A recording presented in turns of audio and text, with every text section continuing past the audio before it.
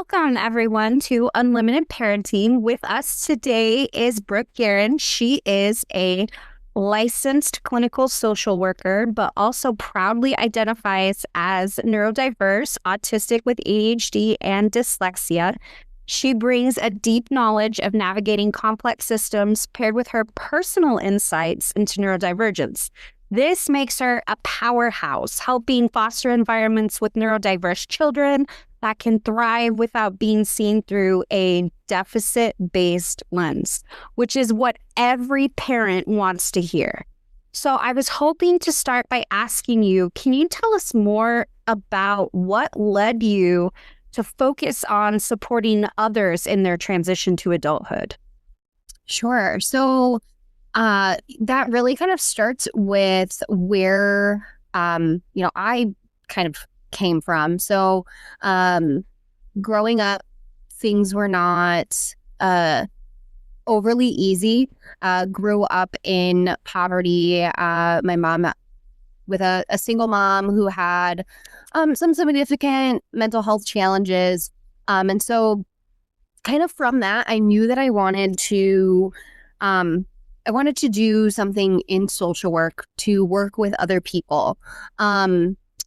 I kind of started off thinking that, I wanted to work in foster care, working with, kiddos who had parents who were kind of similar to mine. I did an internship early in my my schooling in foster care and realized that's really heavy. I don't know if this is, where I'm meant to land, and kind of shifted gears and was working in my undergrad, and my grad program was supposed to focus on those in the criminal justice system and in substance use. And by happenstance, I needed a summer job in between undergrad and grad school, and I found a position as a teacher's aide at the Bridge High School, which is a school for 15 to 21-year-olds, and absolutely fell in love. I was really enamored with the population, and looking back now, recognize that these are kind of my people. I just didn't know it yet. And so really it had me shift gears completely, and had my graduate program focus on working with autistic people and, in the clinical setting. And that really blossomed into what is now Uniquely You Behavioral Health, which is, a place where neurodivergent people, their families are truly accepted for who they are, and get to feel comfortable. There's no need to, try and fit into any box or change anything, or apologize for anything that they're doing or not doing.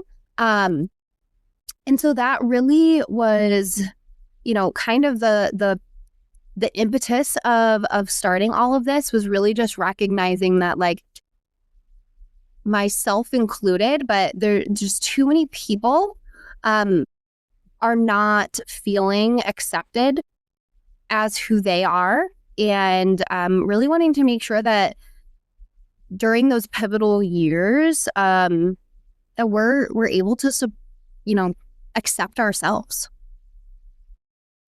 That's a really good point. Not feeling like you can accept yourself impacts how people can accept you. Absolutely. You mentioned that your mom faced significant or just mental health struggles during pivotal years in your life. Mm-hmm. How do you think that influences your approach to self-advocacy or independence, or how you help your families right now? I think for me, in my journey, I think my mom's has mental health struggles, but she also has physical disabilities that were ever present throughout my childhood. And so, really being able as a child and adolescent and teen to see the struggles and understand what it looks like to have chronic mental illness and chronic physical illness and pain impact your day to day. I think it's one thing to know from a clinical perspective, from a book of, okay, this is how I can support this person. It's another thing to have lived that and to know that in theory, sometimes things work, right? But in practice, me being a therapist and sitting across the couch from you and maybe telling you like, oh, you should try this thing because in these studies that are really well controlled and these people have a lot of support, it works. Versus the reality is that you're a person who is tired, who has been dealing with this for a really long time. And these are some of the ways in which are maybe more practical to be able to help the person or the family with what it is that they're trying to accomplish and achieve. Yeah. Do you notice that maybe you help families in different ways than other practitioners or other professionals because you have not only the lived experience from a caregiver who needed extra supports, but also being the child who needed extra supports? It's almost like you exist in both worlds. Yeah. Yeah, absolutely. I think that is a big part of what makes my practice, Uniquely You, so different, right? Is that, not only me, Brooke, but the practice and the people that we intentionally hire are people who fit into one of those categories, because knowing what it feels like and having had the book training to be able to take a lived experience of mine and, one that a client may also share, but have a hard time putting into words that their significant other or their parent could understand, and then being able to kind of essentially translate that. I think that often is what I feel like my role is most often is just translator, is being able to take something from sometimes like neurodivergent to neurotypical, and people being able to kind of bridge that gap. But then also, to be able to understand what the experience is as the person who, was in a situation where they needed extra support, but the person who was supposed to be giving the support in the first place wasn't necessarily giving support that would have been adequate for someone who didn't need extra, right? And I think that really created, in many ways, I think I, wouldn't change a thing. And I'm so grateful for who I am, and that has allowed me to kind of do what we're doing now. But I think that it made someone who really understood that like self-advocacy was not, it was a requirement for survival, right? And being able to advocate not only for my needs, but for my mom's needs. When she was not able to do the things that she needed or we needed, to be able to understand how to, to get needs met very early became very important. Over the years, not only through your own life, but in facilitating other people's journeys, what kind of maybe practical strategies have you found that are helpful in managing the unique challenges of these kind of family dynamics? Not even outside of that, 10 to 21, where we're talking about transition to adulthood. Do you have any practical strategies that you've found? Yeah, I think first and foremost, we have to understand ourselves, right? I think probably most of the people listening to this podcast have a diagnosis or maybe are, walking down that path. But I think first being able to know having that full picture, right? Knowing that I'm autistic, knowing that I'm ADHD, and knowing that I'm dyslexic allows for an understanding of myself that I didn't have before I had that diagnosis. When it was originally I only was diagnosed with ADHD, there's a lot of things that just weren't explained by that. And so being able to know, okay, this is why I'm showing up in the world the way that I am. This is why things feel the way that they do for me, and why things are harder in certain ways. And, I think first and foremost, being able to understand that and know that why isn't an excuse, but that it is a true, it is a neurotype, right? That is how our brains are. And knowing those things allows us to be able to embrace those accommodations and know, I am not going to choose a workplace that requires, me to dress up. I'm just not going to be a good therapist there, right? Yeah. And knowing those things and being able to say, okay, either I need to be able to do what I did and open a practice that's going to support, me in all of the ways that I need supported, or no, going into situations like, hey, I am not the person that's going to be able to leave my door open and get notes done or get something that needs concentration done. And owning that, right? We don't have to push ourselves, and ultimately it's a form of hurting ourselves if we're forcing something that doesn't need forced, right? And so I think that once we know, it becomes easier to let us accommodate ourselves. Right. And I think there's also something to be said about, if you mask and mask all day long, you're just setting yourself up for a meltdown later. You see that frequently?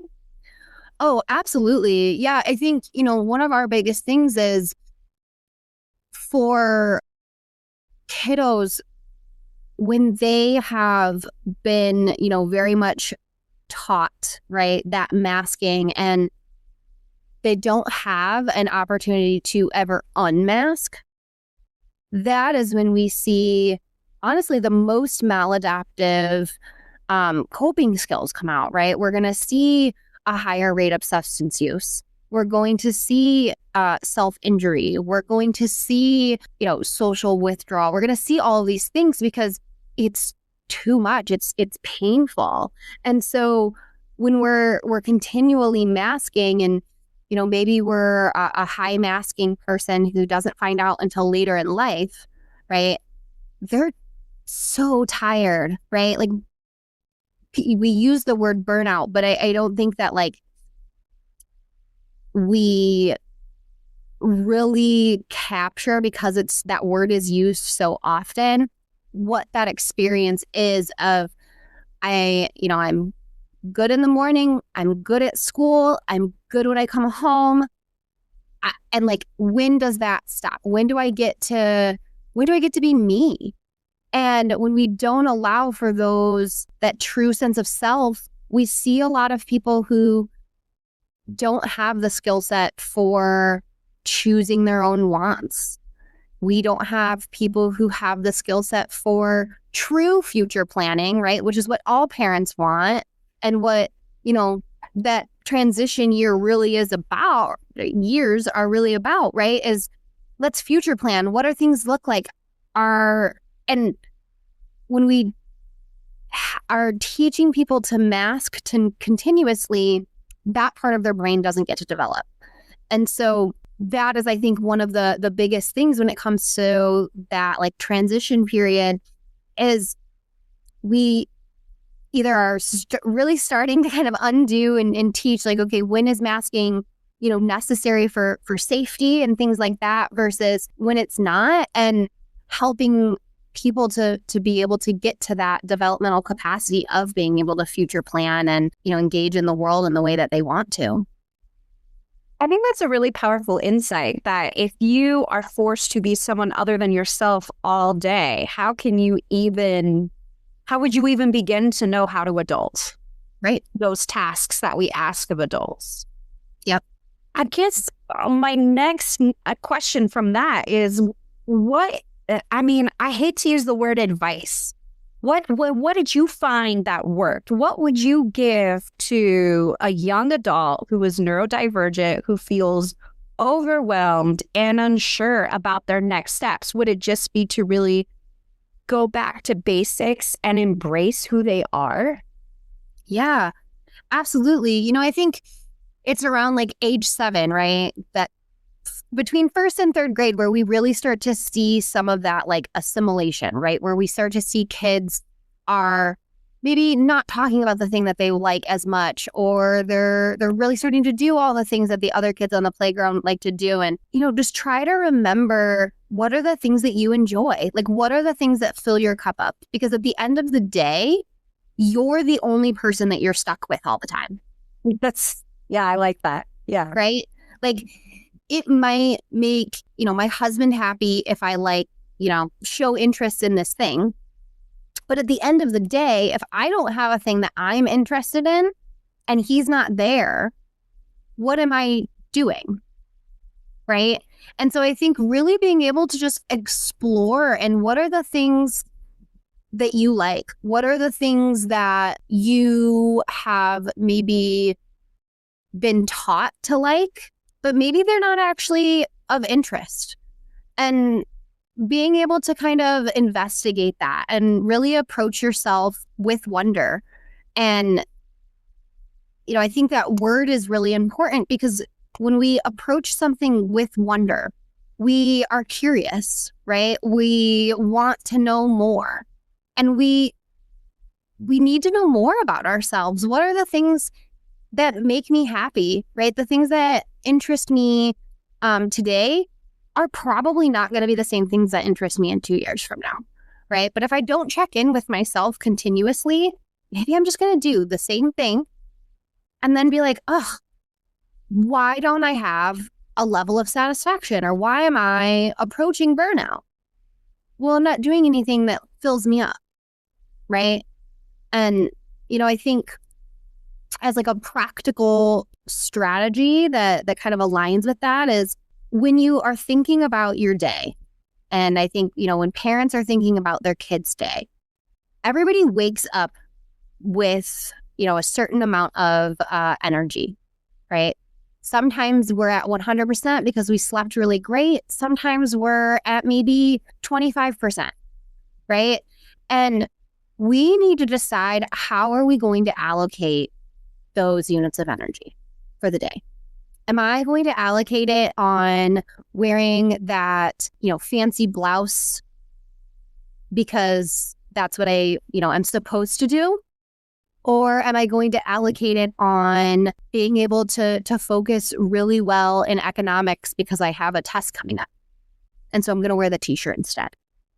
Where do we want to be allocating those units of energy? Because using your coping skill to stay focused, that's units of energy. Using your coping skill to keep that sock on that's annoying you today, units of energy, right? And so we have to be intentional about, where are we spending those units of energy and how are we getting units of energy back? Again, I hate to use the word advise, but what do you suggest or find that works when there's kind of that difference of opinion, when a parent sees a child in a different way, and almost like, our family's full of firefighters and we want you to be a firefighter, and it's not their unique timeline? Mm-hmm. How do you help kind of facilitate that conversation between the youth and the adult? Yeah. So, I really think that the work doesn't start at the kid. It starts at the parent. And then being, understanding of their self, right? We're not only wanting to understand the neurodivergent person, we want to understand everybody in the family.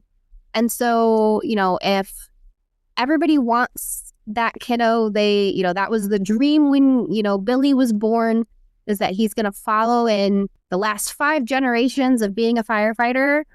And that's just not in the cards for him.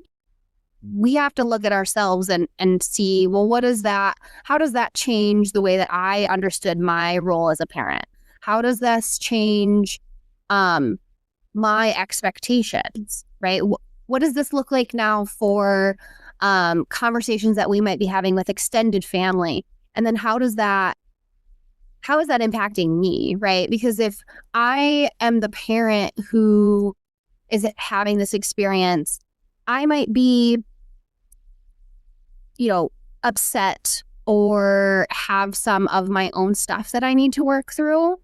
But at the end of the day, I think there has not been a parent that I have met, regardless of how they're feeling about, their child's status, that doesn't want them to be happy.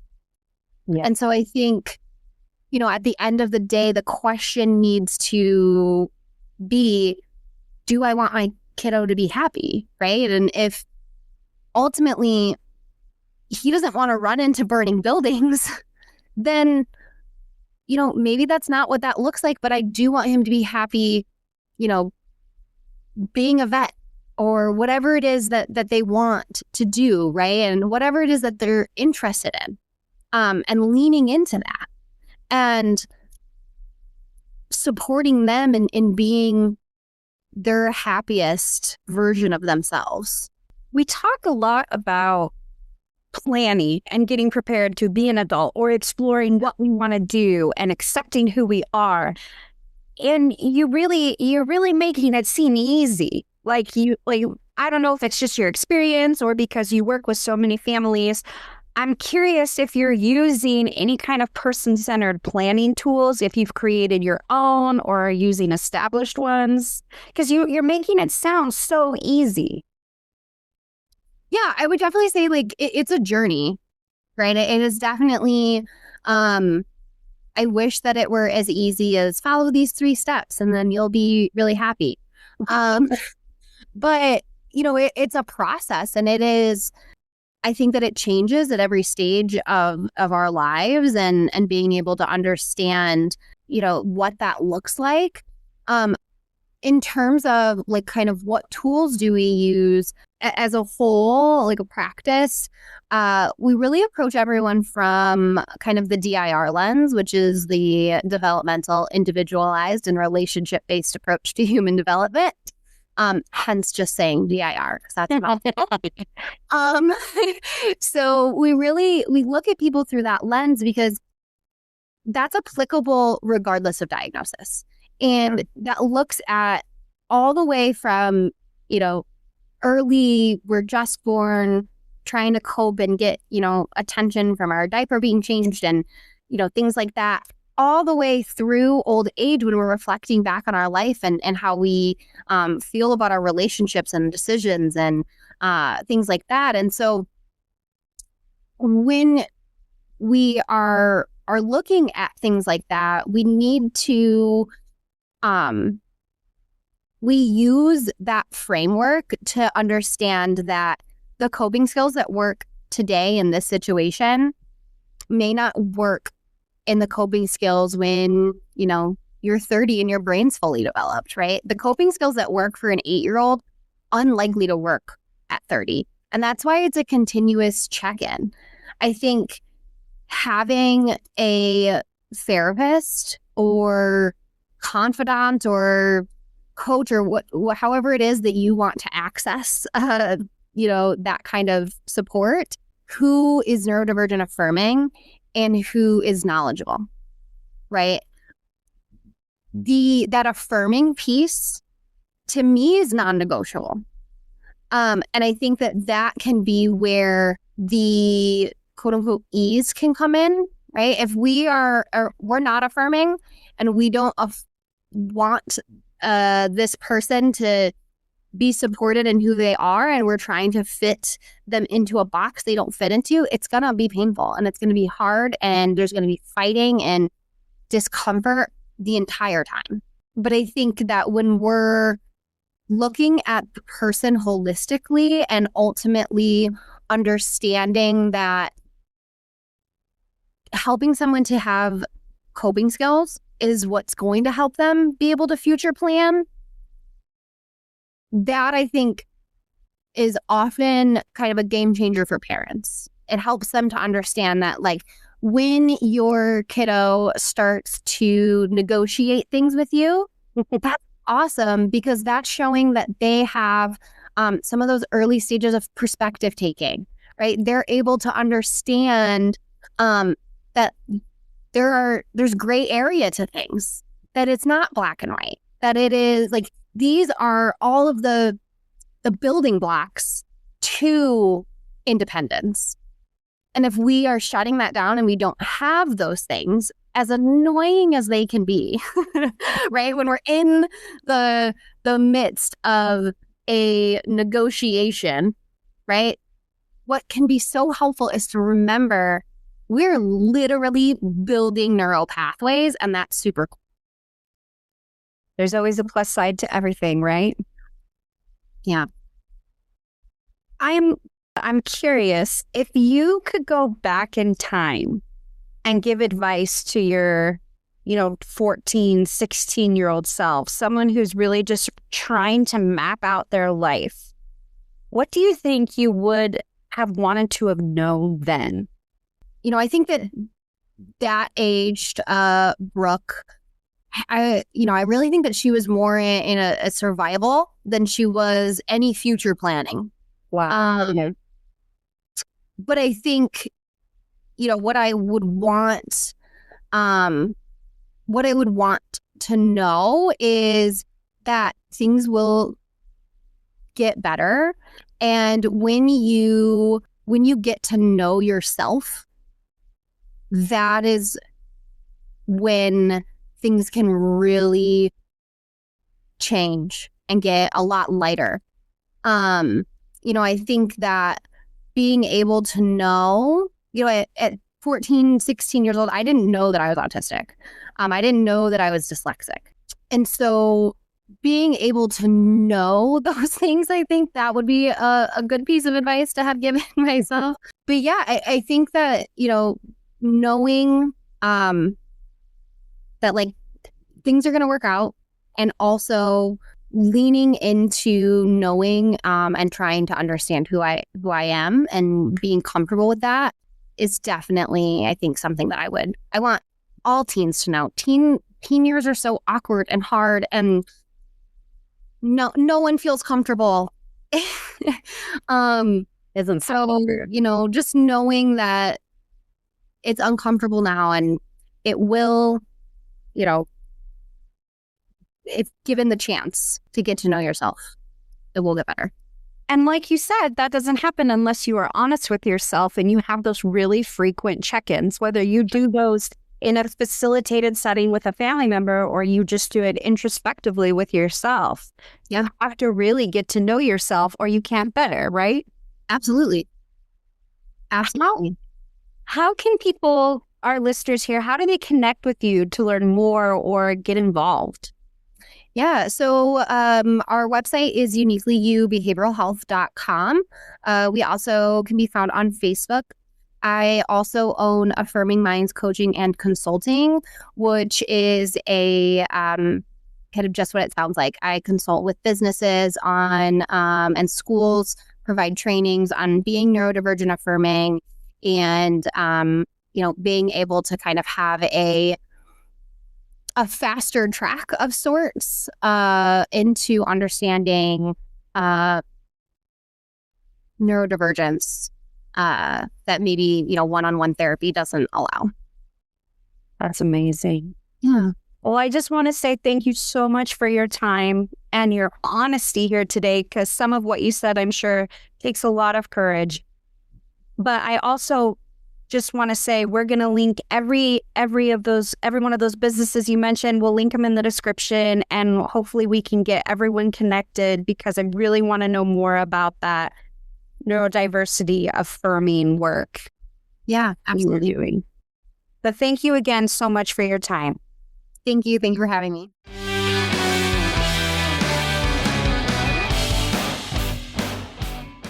Thank you so much, everyone out there, for listening in. And know that if you are in Idaho or planning on moving to Idaho and have questions on systems or services for children with disabilities, please consider reaching out to us on our website at IPUL Idaho. That's IPUL Idaho.org, or by calling us at 208-342-5884. Be sure to tune in next time. Until then, this has been Unlimited Parenting. Thanks for listening.